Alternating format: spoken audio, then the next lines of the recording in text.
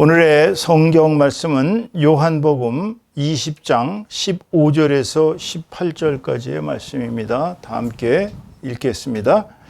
예수께서 이르시되 여자여 어찌하여 울며 누구를 찾느냐 하시니 마리아는 그가 동산지기인 줄 알고 이르되 주여 당신이 옮겼거든 어디 두었는지 내게 이르소서 그리하면 내가 가져가리이다.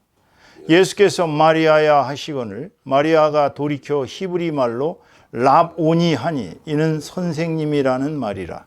예수께서 이르시되 나를 붙들지 말라. 내가 아직 아버지께로 올라가지 아니하였노라. 너는 내 형제들에게 가서 이르되 내가 내 아버지 곧 너희 아버지 내 하나님 곧 너희 하나님께로 올라간다 하라 하시니 막달라 마리아가 가서 제자들에게 내가 주를 보았다 하고 또 주께서 자기에게 이렇게 말씀하셨다 이르니라. 아멘. 오늘은 요한복음 20장 15절에서 18절까지의 말씀을 가지고 예수는 과연 부활했는가라는 제목으로 하나님의 은혜를 함께 나누도록 하겠습니다. 오늘은 2024년 부활절입니다. 오늘 우리는 예수님의 부활을 기리며 기쁨과 즐거움 속에서 하루 종일 정말 즐겁게 보내야 될 줄로 믿습니다. 주님께서 부활하셨다는 이 놀라운 역사적 사실, 우리는 되새겨야죠. 또 그 역사적 부활이 나에게 어떤 의미를 가지고 있는지를 더욱 기념해야 될 줄로 알고 있습니다. 우리는 이렇게 부활을 즐겁게 기리지만 이 세상은 이 부활을 받아들이고 있지 않습니다. 오늘날 무신론과 또 자유주의 신학이 팽배하고 또 이단 사상이 팽배하다 보니 오늘날 우리 기독교 신앙의 핵심인 이 예수님의 부활이 심지어는 의심되고 거짓말이라고 그러고 또 믿을 수 없는 얘기라고 그러고 또 기독교인들이 초기에 꾸며낸 얘기라고 그렇게 주장하는 사람들이 얼마나 많은지 모릅니다. 그런데 가장 문제되는 것은 강단에서 이 부활을 설교해야 될 목사님들마저도 자유주의 신학의 영향을 받아서 이 부활을 부인하고 있다는 사실입니다. 여러분 아시다시피 이 자유주의 신학은 현대 자유주의 신학의 아버지라고 불리는 프리드리히 슐라이마우 독일의 신학자이자 철학자인 전에 할레 대학 교수였고 1768년에서 1834년까지 사시던 분에 의해서 현대 신학은 깃털이 잡혔습니다. 그는 당대에 유행하던 칸트의 철학을 받아들여 계몽주의로 신학을 해석했습니다.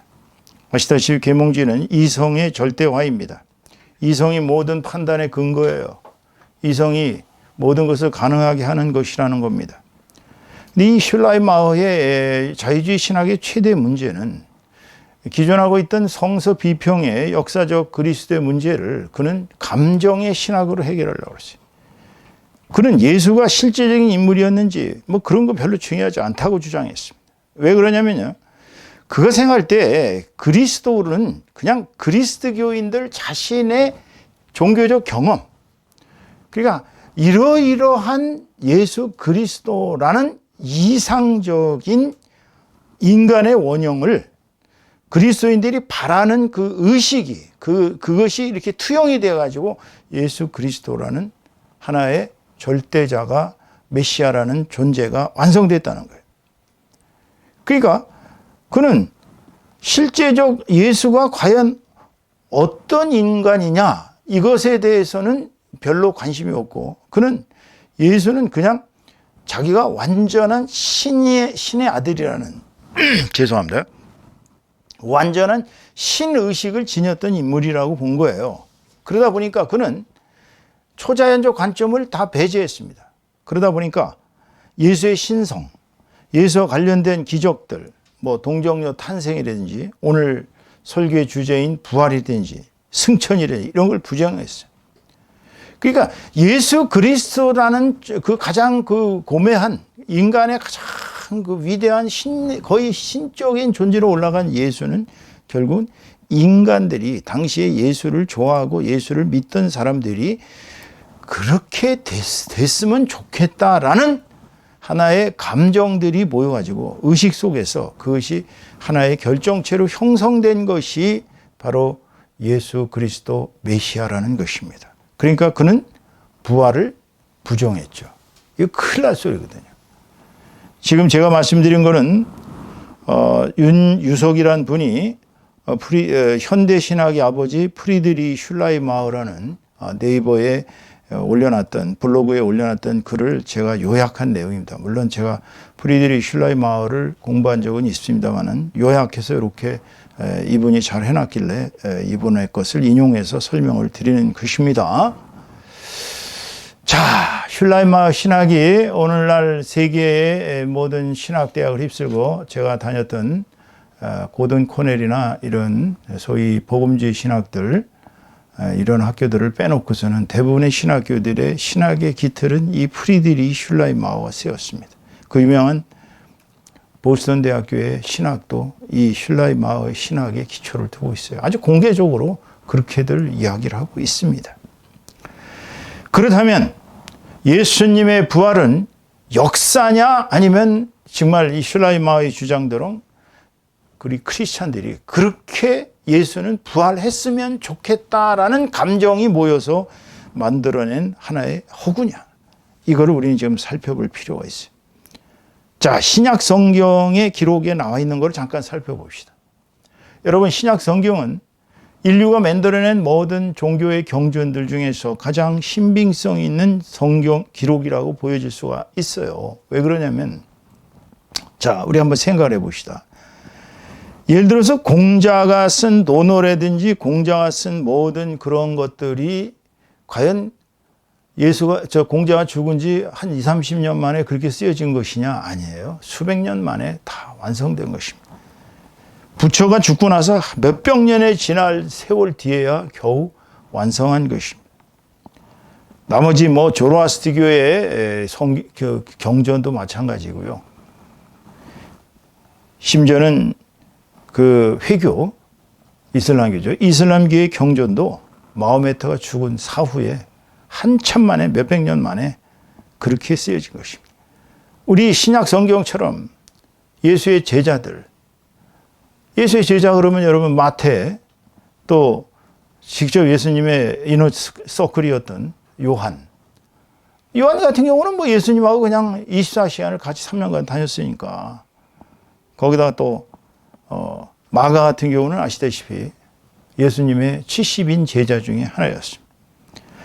그들이 기록한 이 복음서, 물론 누가는 아시다시피 누가는 직접적인 제자는 아니었습니다. 직전 제자가 아니었어요. 그는 주로 바울의 주치의로서 그렇게 바울을 같이 동행하면서 선교사 역할을 했던 사람입니다. 이방인, 그리스인. 그들이 쓴 기록에 의하면 이 기록은 예수 사후 겨우 수십 년 만에 이루어진 거예요. 그러니까 성경이 굉장히 현실성 있는 리얼리티가 거기에는 명확하게 기록이 되어 있는 것입니다.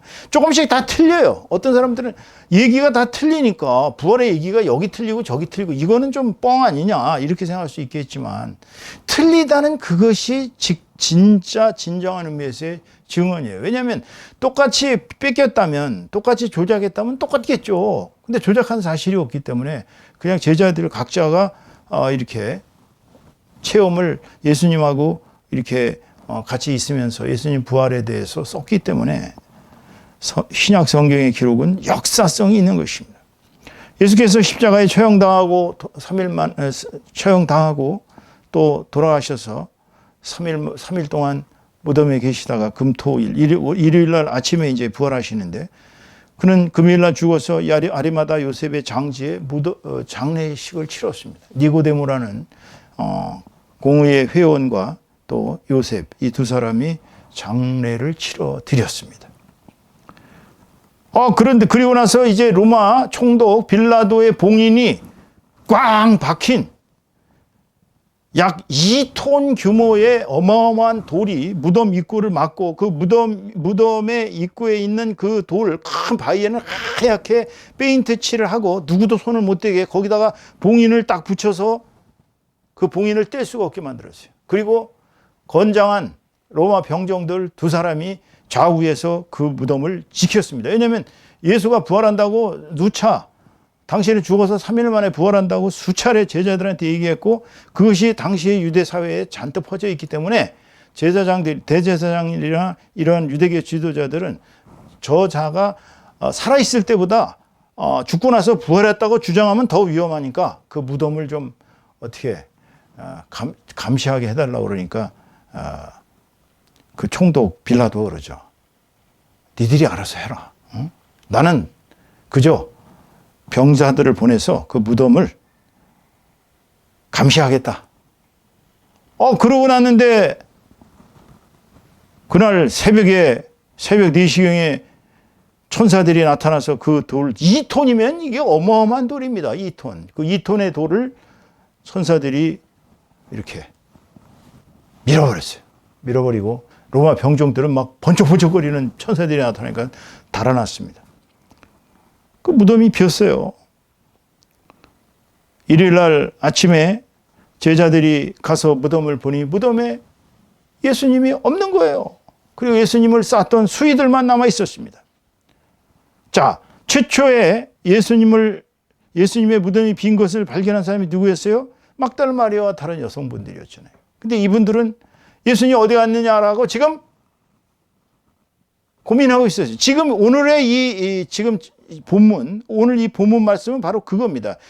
예수님을 최초로 목격한, 부활하신 예수님을 최초로 목격한 마리아가, 성모 마리아가 아니에요. 막달라 마리아가 이제 무덤에 가서 예수님을 시체를 자기가 장례를 지내려고 왔는데 보니까 없어졌어요.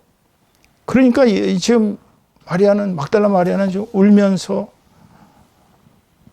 아이고 우리 주님 어디 가셨나 막 울고 있었어요. 그때 예수님이 오신 거죠. 지금 오늘 본문의 15절은 예수님께서 나타나신 겁니다. 이제 나타나셔서 여자여 어찌하여 울며 누구를 찾느냐 이렇게 묻습니다. 그러니까 막달라 마리아는 이게 동산직인가 보다. 그리고서 주여, 여기서 말하는 주여는 예수님을 말하는 게 아닙니다. 여기서 말하는 주여는 이제 히브리 말의 특징이 그냥 우리말로 하면 선생님 하는 정도예요. 그냥 당신이 옮겼거든 어디 두었는지 내게 이르소서. 그러면 내가 예수님의 시체를 가져가겠습니다. 라고 얘기했습니다. 그 자리는 원래 아리마다 요셉의 무덤이었으니까요. 그러자 예수님께서 얘기합니다.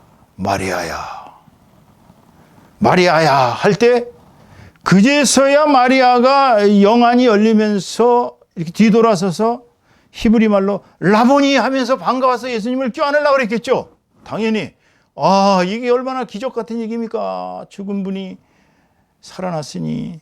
그러니까 그냥 마리아는 예수님을 껴안으려고 그랬더니 예수님께서 거절을 하시죠. 나를 붙들지 말라.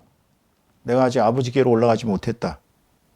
여기서 아버지께로 올라가지 못했다는 건 승천하기 전에 이렇게 사람의 몸이 이렇게 닿으면 안 되는 거죠. 예수님은 완전한 지금 육신이 다시 살아나셔서 영체가 되셨습니다. 영혼과 육신이 완전히 하나가 되신 그런 상태였는데 만지지 마라. 그러면서 부탁을 하십니다. 너는 내 형제들에게 가서 내가 내 아버지, 내 아버지는 예수님의 아버지입니다. 예수님의 아버지 곧 너희 아버지, 내 하나님 곧 너희의 하나님께로 올라간다 하라. 이렇게 말을 전해라. 그러니까 마리아는 너무나 기뻤습니다. 마리아는 막 달려갑니다. 달려가서 지금 방에 몰래 문 좀 걸어 잠그고 지금 유대인들이 쳐들어와서 자기네들을 죽일까 봐 근심 걱정하면서 문을 걸어 잠그고 있는 제자들에게 가서 청천벽력 같은 소식을 전합니다. 내가 주를 보았다. 주께서 나에게 이렇게 말씀하셨다. 내가 나의 아버지 곧 너의 아버지, 나의 하나님 곧 너의 하나님께로 올라간다라고 전해라 라고 얘기를 했다는 것이에요. 이러니 제자들이 얼마나 놀랐겠어요. 한편으로는 이게 막달라 마리아가 좀 약간 이렇게 되는 거 아닌가라고 생각했겠죠. 하면서도 행동파인 요한과 베드로는 다rum박질 쳐서 직접 무덤에 들어가 봤던 것입니다. 근데 겁 많은 요한은 들어가질 못했어요. 혹시라도 무서웠겠죠. 그런데 베드로는 직접 들어가서 그 무덤에 예수님의 시체가 없는 것을 보고야 말았습니다. 이게 너무나도 문제가 생긴 거 아닙니까? 지금 발칵 뒤집혔겠죠. 빌라도와 로마의 그 관리들, 그 다음에 군사들, 그 다음에 또 그 유대교 지도자들 얼마나 놀라겠어요. 예수의 시체가 사라졌다. 이거는 예수가 살아서 전도할 때의 3년의 그 영향, 유대인들 전체가 다 예수를 그리스도로 믿고 예수를 왕으로 섬기려고 하는 그 위험한 상황보다 더욱 무서운 상황이 벌어질 거를 끔찍하게 생각한 유대교 지도자들이 오직이나 했으면 그 로마 병사들 두 사람에게 돈을 듬뿍 쥐어주면서 예수 시체를 제자들이 훔쳐갔다고 거짓으로 증언해라 라고 얘기를 합니다. 아니, 제자들이 미쳤다고 그 시체를 훔쳐가요. 그걸 어디다 숨겨요? 시체를 어디다, 어떻게? 시체를 뭐 미라로 만들어서 숨기겠어요? 예수 그리스도 뭐 부처처럼? 지금 제자들은 자기 한 목숨 부지하기도, 자기 가족들 목숨 부지하기도 힘이 듭니다. 왜냐하면 유대계 지도자들은 마구 잡아서 죽이는 판국에 어떻게 예수님 제자를 숨겨갖고 그 11명 남은 제자들, 겁쟁이 제자들, 예수님 죽을 때 죄 도망갔던 그런 사람들이 어떻게 예수님의 시체를 훔쳐왔겠어요? 그러니까 이거는 유대계 지도자들이 날조한 얘기입니다. 자, 이렇게 막달라 마리아와 다른 여자들이 예수님을 목격했습니다. 그 다음에 엠마오로 가던 두 제자, 이 두 제자는 부부라고 합니다. 이 부부 제자가 예수님하고 직접 말을 하고 식사까지 같이 하고, 그리고 엠마오로 가다 이 사람들은 다시 돌아와서 예루살렘에 와서 제자들에게 이야기를 전해줍니다. 내가 예수님을 직접 만났고 같이 밥도 먹었고 그분하고 같이 이야기도 나눴다. 제자는 기가 막혔을 거예요.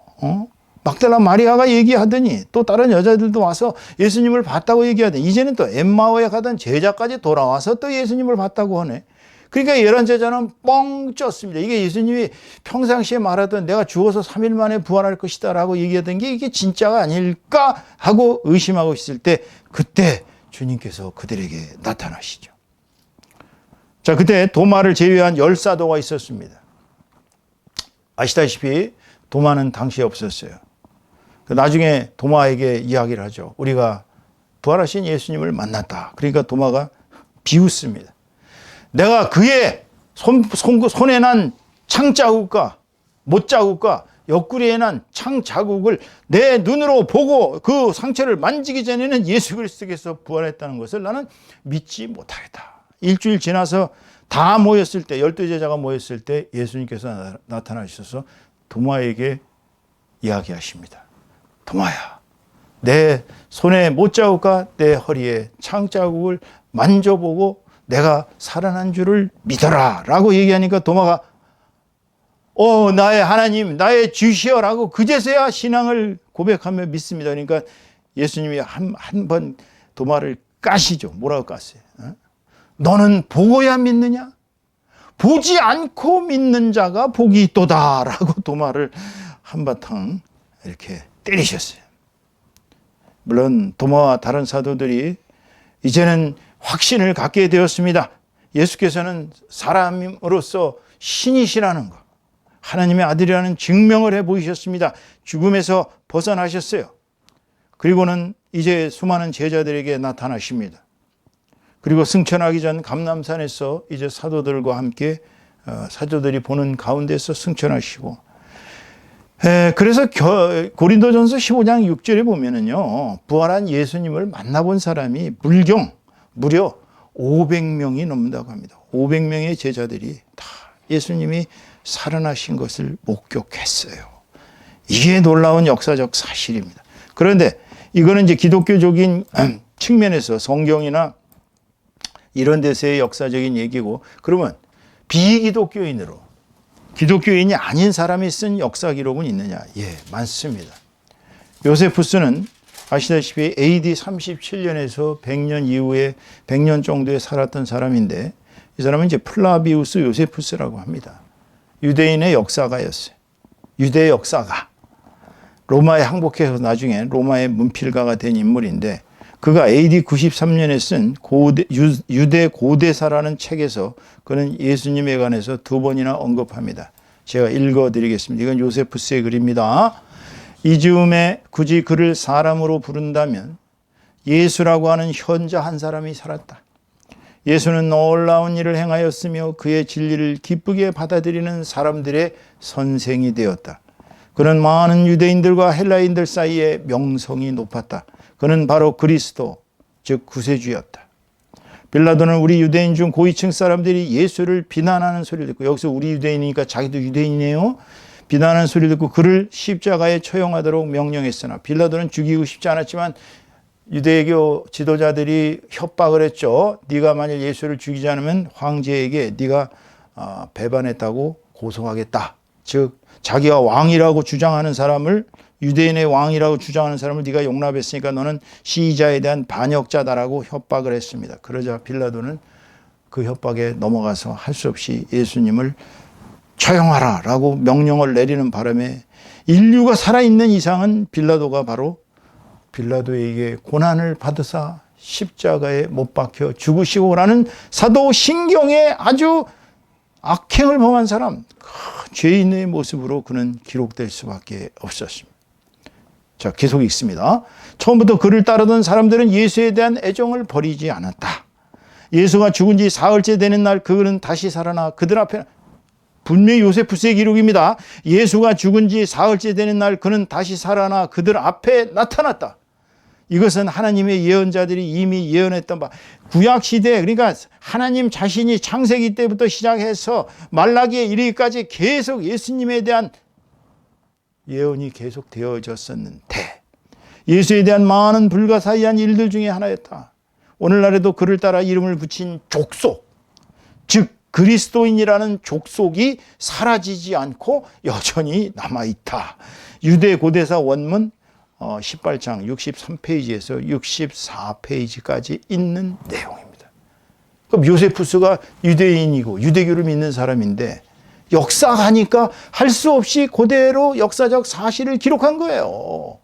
이것만 봐도 예수님의 부활은 실제적인 역사였습니다. 그 다음에 이제 또 이렇게 우리가 종교적인 입장에서 본다면 이게 사람이 바뀌는 게 쉽지가 않아요.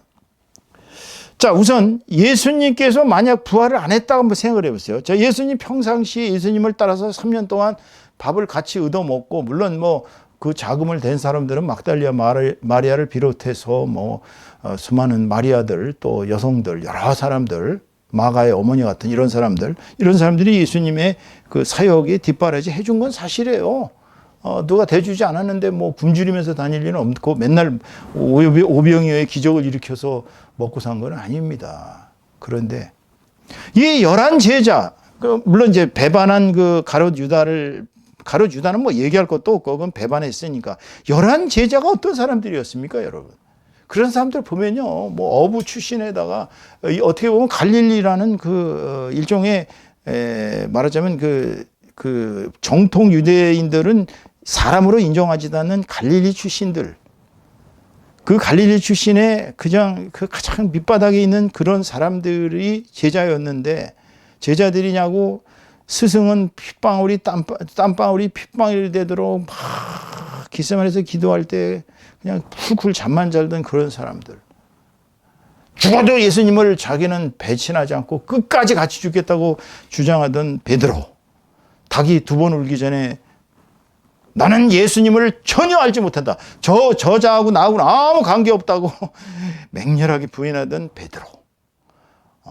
죄 도망갔던 11제자들. 다 도망갔어요. 예수님 잡히니까.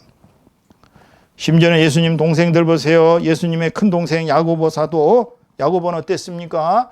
야고보와 유다는 예수님이 미쳤다고 어머니랑 같이 지금 먹고 살기가 힘드니까 예수님이 3년간 그 평생 30살이 될 때까지 목수일을 해가지고 먹여 살렸는데 아버지가 일찍 돌아가셨거든. 양아버지 요셉이 일찍 돌아가셨거든요. 그러니까 예수님 동생들이나 어머님 편히 살다가 형님이 일을 안 하고 웬 이상하게 자기가 메시아라고 돌아다니면서 전도를 하고 사람들이 군같이 모여들고 슈퍼스타가 되니까 이거 완전 갔구나 하고서 잡으러 다녔습니다. 자기 형님의 사역을 협조하는 게 아니라 제발 형 돌아와서 우리 집에 와서 좀 같이 노동해서 지금 목수하던 거 해서 그냥 우리 먹여 살려. 지금 뭐 하는 짓이야. 이러던 게 동생들이에요. 그런데 나중에 어떻게 변했는 줄 아십니까? 야고보 사도는요. 예수님 친동생, 큰동생 야고보는요. 얼마나 기도를 많이 했는지 예수님을 향해서 이 무릎이 낙타처럼 굳어가지고 낙타 무릎이 됐다고 합니다. 얼마나 무릎을 꿇고 자기 형님한테 기도를 많이 했으면. 그래서 야고보서 쓰셨잖아요. 유다서도 쓰셨잖아요. 유다 동생, 그 밑에 동생 유다. 여러분, 이게 예수님이 부활하지 않았는데, 예수님이 부활하지 않고 그냥 죽기 전에 그대로 있었는데 이 사람들이 왜 갑자기 돌연히 변화됐겠어요? 있을 수가 없는 얘기 아니에요? 종교적으로 봐도 이건 불가능한 얘기입니다. 바뀔 수가 없어요. 사람은 어떤 계기를 만나지 않으면 바뀔 수가 없습니다. 저 같은 사람은요, 예수님 믿으라도 콧방귀도 안 끼던 사람이에요. 저는요, 정말 예수님한테 제가 신유의 은사를 받고 예수님을 직접 친견을 하고 이러지 않았더라면 제가 이렇게 주일마다 참 설교하기 위해서 가진 정말 고통을 다 당하면서 그렇게 하지 않습니다. 저도 야가 빠진 사람이었어요. 세상살이에 그저 부귀영화를 추구하던 사람이지 예수님을 위해서 제가 살아야 될 하등 이유가 없었던 사람입니다. 그런데 이 사람들은 그렇게 놀랍게 변화되고 순교를 다 했단 말이에요. 11 제자 다 순교당했습니다. 처참하게 순교당했어요. 예수님 동생들 순교당했어요. 그리고 나서 나머지 500 제자들은 어땠습니까? 유대교 지도자들이 너무나 박해를 하고 너무나 잡아 죽이고 괴롭히니까 바울 사도는 그때 당시에 사울로서 앞제비였잖아요. 앞제비. 유대교 지도자들 앞제비. 그래갖고 집집마다 다니면서 문에서 예수교인들 잡아다가 감옥에다 가두고 죽이고 막 그러던 사람이 사울입니다. 그러니까 500 제자들이 어떻게 됐어요? 전부 지중해로 도망간 거예요. 지중해 세계로. 이제 안 되겠다. 이제 예루살렘에서 너무 박해가 심하니까 우리 딴 데로 가서 예수를 전하자. 그래갖고 지중해 세계로 쫙 흩어졌습니다. 이게 디아스포라라고 합니다. 디아스포라 된 뒤에 거기 가서 교회를 또 세운 거예요. 거기 가서 예수는 그리스도, 예수가 부활했다. 예수는 하나님의 아들이다. 예수 믿으면 천국 간다. 거기서도 똑같이 전도를 했어요. 그러니까 지중해 세계가 들끓기 시작해서 갑작스럽게 놀랍게도 기독교가 세계사에서 이제 폭발적으로 숫자가 부흥하기 시작했던 것입니다. 결국 로마를 굴복시켜 로마의 국교가 되고 이후 기독교는 세계 인구의 지금 4분의 1 이상이 믿는 세계 최대의 종교가 될 수 있었습니다. 여러분, 가마리엘의 얘기하시죠. 유대교 지도자들이 베드로와 요한이 너무나 엄청난 기적을 행하고 안진뱅이를 일으키고 병자들을 살리고 예루살렘이 난리가 나니까 이거 안 되겠다. 쟤네들 잡아 죽여야겠다. 그래서 제2의 예수, 제3의 예수를 만들겠다고 둘을 잡아 죽이려고 공의해서 그들에게 막 공격을 가했습니다. 그리고 말했어요. 살려줄 테니까 다시는 예수의 이름으로 어디 가서 가르치지 마라. 그랬더니 베드로와 요한이 한 말씀 하죠. 뭐라 그랬어요? 생각해봐라. 하나님의 말씀을 듣는 게 더 나으냐? 아니면 너희들 인간의 말을 듣는 게 더 나으냐? 우리는 예수 그리스도가 부활하시는 것을 직접 만났고 그와 같이 밥도 먹었고 그에게 강의를 받았고 이랬기 때문에 우리는 예수를 전파하지 않을 수가 없다. 니들이 죽인다 해도 할 수 없다. 라고 그러니까 열 엄청 받았죠. 유대교 지도자 엄청 받았는데 그때 당시에 유대교 지도자 중에 최고의 학자라는 가마리엘, 바울의 스승입니다. 가마리엘이 일어나서 이야기합니다. 풀어줘라. 저 사람들이 진짜 하나님께로부터 왔다면 너희들이 아무리 인간적으로 막으려도 막을 수가 없고 얼마 전에 죽은 그 밀란의 지도자 강도처럼 그가 반란을 일으키자 수만 500명쯤 되는 사람들이 막 따랐지만 결국 그가 죽자 모든 게 끊어졌지 않느냐. 저들이 과연 하나님께로 온 사람이라면 니들이 막을 수 없고 니들이 되려 하나님을 거역하는 것이다 라고 가마리엘이 설득합니다. 설득하니까 그러면 매나 때려서 내쫓아 그래갖고 이제 채찍질 39대를 해서 그들을 내쫓습니다. 여러분, 예수님의 부활이 없었다면 오늘날의 기독교도 없습니다. 오늘날의 기독교가 이렇게 부흥하게 된 데는 예수님의 부활이라는 역사적인 가장 큰 사건이 인류 역사에 나타났기 때문에 있는 것입니다. 예수님의 부활은 예수교, 즉 우리 기독교 신앙의 기본 핵심입니다. 부활이 없이는 기독교 신앙은 존재할 수 없습니다. 고린도전서 15장 16절 19절을 보면 만일 죽은 자가 다시 살아나는 일이 없으면 그리스도도 다시 살아나신 일이 없었을 터이요. 그리스도께서 다시 살아나신 일이 없으면 너희의 믿음도 헛되고 너희가 여전히 죄 가운데 있을 것이요. 예수께서 안 살으셨으면 이제 죄 사해 줄 사람이 없었기 때문에 또한 그리스도 안에서 잠자는 자도 망하였으리니. 자, 그리스도 안에서 잠자는 자는 다 무덤 속에 있지만 결국 최후의 부활을 믿을 수밖에 없는 거예요. 그들은 예수님이 부활했으니까. 만일 그리스도 안에서 우리가 바라는 것이 다만 세상 삶뿐이면, 만약 우리가 그리스도 안에서 세상 삶을 바라고 산다면 이 세상에서 부귀영화는 그리스도 믿는 사람보다도 안 믿는 사람이 더 잘 먹고 잘 살아요. 그렇다면 우리는 모든 사람 가운데 우리가 더욱 불쌍한 자일이야. 사도는 그렇게 얘기했어요.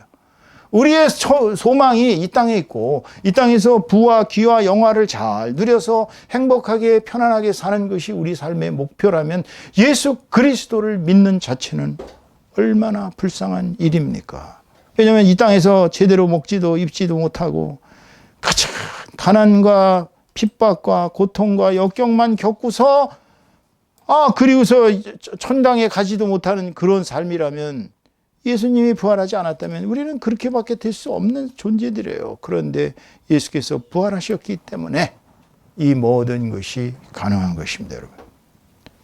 두 번째로 예수님의 부활은 인류의 수많은 그동안에 지구상에 살았던 수백억 수천억의 인류가 있었겠죠. 아담과 하와로부터 첫 부활에 예수께서 첫 부활하셨습니다.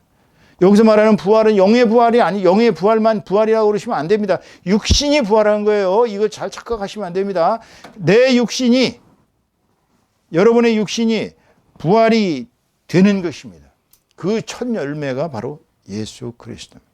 이건 뭘 얘기하냐? 여러분의 육신도 똑같이 부활한다는 것을 예표합니다.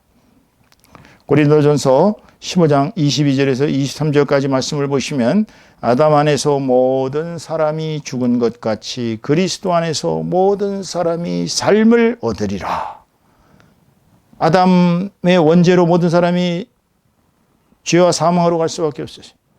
그러나 그리스도를 믿는 사람은 죄 사함을 받고 영생의 구원을 얻습니다. 영원한 천국의 행복한 삶이 보장되어 있어요.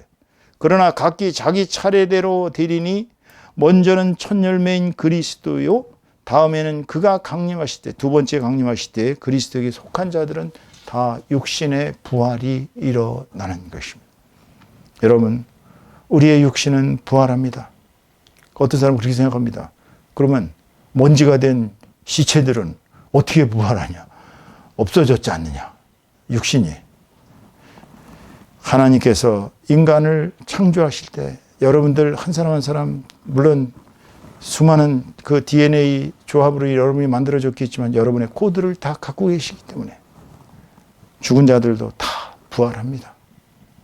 에스겔의 마른 뼈, 골짜기의 마른 뼈보다 더한 그러한 기적으로 모든 자들은 다 다시 살아납니다. 그래서 이제 최후의 심판이 있는 것이죠. 영생으로 갈, 예수님을 따라 영생으로 가고 이 땅에서 1000년 동안 왕노릇할 사람들, 오른쪽으로. 영벌로, 지옥불에, 유황불에 떨어진 사람은 왼쪽으로 갑니다. 그러면 하늘에 있는 자들이나 땅에 있는 자들이나 물속에 있는 그 바다에 있는 자들이나 모두가 다 이제는 육신을 입고 육신이 부활이 돼서 그들은 다 최후 심판을 받아야 하는 것입니다. 얼마나 최후의 심판이, 한번 생각을 해보세요. 그 육신이 다시 살아나가지고 없어진 줄 알았던 육신이 다시 살아나서 또 심판을 받는다니. 따라서 세 번째로 죄와 사망은 사단의 권세 아래 여태까지 있었습니다. 그런데 예수님의 부활로 사단의 권세가 이제는 깨어졌어요. 여태까지는 사단이 우리를 가지고 놀 수 있었던 건 우리를 죽이기 때문입니다. 사망의 음부로 우리가 내려가는 그 끔찍한 형벌이 있었기 때문인데 이제는 예수님의 부활로 말미암아 사단의 권세는 깨진 거예요. 사망을 우지좌지하던 사단의 권세는 예수님의 부활로 말미암아 깨졌습니다. 우리에게는 영생 부활의 길이 열린 것입니다. 고린도전서 15장 25절에서 26절 보면 그가 모든 원수를 그 발 아래에 둘 때까지 반드시 왕노릇 하시리니 맨 마중에 멸망받을 원수는 사망이니라. 사망을 이기셨어요. 고린도전서 15장 54절 55절 보면 이 썩을 것이 썩지 아니함을 입고 이 죽을 것이 죽지 아니함을 입을 때는 사망을 삼키고 이기시리라. 그런 기록한 말씀이 이루어지리라. 여기서 사망을 삼키고 이기리라는 것은 이사야서 25장 8절입니다. 사망아 너의 승리가 어디 있느냐? 사망아 네가 쏘는 것이 어디 있느냐? 이제 사망은 끝난 것입니다. 예수 믿는 자들에게는 예수님의 부활과 함께 사망의 그 무서운 흑암의 권세가 사라진 것입니다. 그렇기 때문에 부활이라는 것은 우리 인류가 영원한 천국에서 영생할 수 있는 소망을 가질 수 있게 만든 인류사 최대의 사건이 바로 예수님의 부활인 것입니다. 예수님이 이 땅에 오신 것도 최대의 사건이지만 예수님이 죽었다 다시 살아나신 이 부활 사건이야말로 인류 역사상 가장 최고의 사건, 가장 놀라운 사건, 가장 바람직하고 가장 축복의 사건인 것입니다. 우리는 축복받았습니다. 할렐루야. 여러분들은 다시 살아나셨습니다. 이제 예수님의 부활로 여러분은 다시 살아난 것입니다. 오늘 설교의 결론을 맺습니다. 자유주의 신학이나 불신 같은 죽은 신앙은 이제 버리세요. 이제는 예수님의 부활은 역사적인 사실이라는 거. 역사 그 자체입니다. 역사. 신화가 아니에요. 꾸며낸 얘기 허구가 아닙니다. 예수님 부활하셔서 지금도 하늘에 계시면서 승천하셨고 하늘에 계시면서 우리를 힘을 주고 계셔요. 우리를 보호하고 계셔요. 내 신앙의 중심 뭘 둬야 돼요? 부활신앙을 둬야 됩니다. 부활이 없는 신앙은 거짓신앙입니다. 바울사도 말했잖아. 부활을 믿지 않는 신앙, 부활이 없는 신앙은 거짓신앙이고 부활이 없는 신앙은 죽은 신앙이에요. 두 번째로 예수님의 부활이 주는 메시지. 부활은 뭐예요? 내 몸도 반드시 부활한다는 사실입니다. 예수님만 부활하셨으니까 그분은 슈퍼스타니까 그분은 하나님의 아들이니까 그분은 구세주니까 그분만 부활하시고 우리는 부활 안 되고 그냥 다 죽을 것이다. 이렇게 생각하지 마세요. 예수님은 당신의 아버지를 우리의 아버지라고 그러셨습니다. 당신의 하나님을 우리의 하나님이라고 그랬어요.